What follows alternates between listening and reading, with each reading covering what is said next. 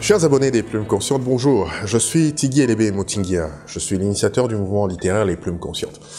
Depuis quelques temps, je reçois beaucoup de messages de la part de mes abonnés, de plus en plus nombreux à nous suivre, des questions aussi diverses que variées. Par exemple, celle d'un abonné de la province de Lubumbashi qui veut savoir si être écrivain en République démocratique du Congo est un métier ou une passion.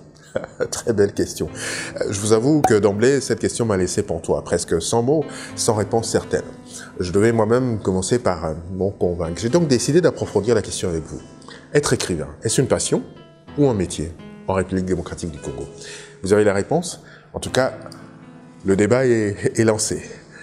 Quand on exerce le métier d'écrivain, travaille-t-on à plein jour, 7 jours sur 7, ou est-ce qu'on est en vacances tout le temps?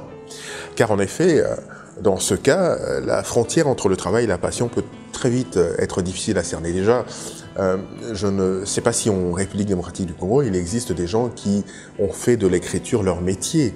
J'entends par là une activité principale qui les rémunère principalement.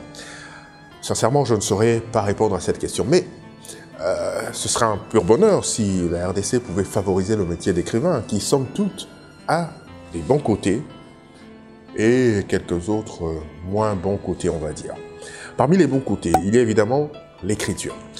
C'est pour ça qu'on fait, ou qu'on devrait faire ce métier, le plaisir d'inventer des histoires, de créer des personnages, de jouer avec les mots. Rien que ça vaut le métier.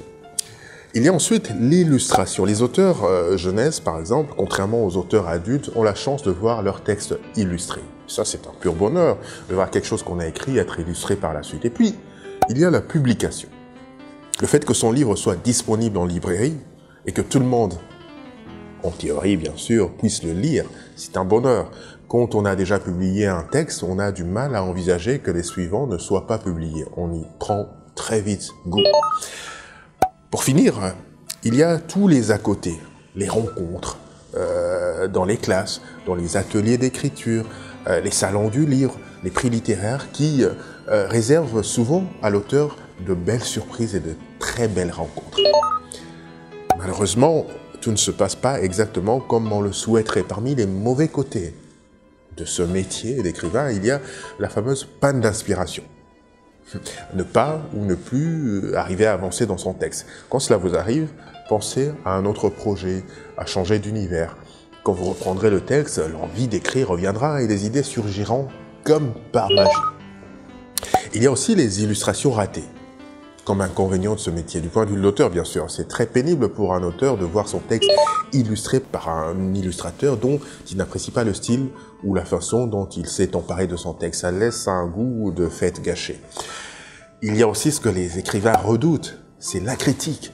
Ah, la critique, quelle corvée. Si elles peuvent faire du bien et encourager un auteur à persévérer, elles peuvent également être très blessantes. Parce qu'un auteur s'investit beaucoup dans ses textes, même s'il vise les tout jeunes lecteurs. On a beau avoir des bonnes critiques sur un livre, on ne va retenir que celles qui sont négatives. On peut parler aussi de l'incertitude concernant la publication. Quelle que soit sa notoriété et les efforts qu'il a fournis, l'auteur ne sait jamais si le texte qu'il vient d'écrire sera retenu ou pas par les maisons d'édition à qui il a soumis son manuscrit.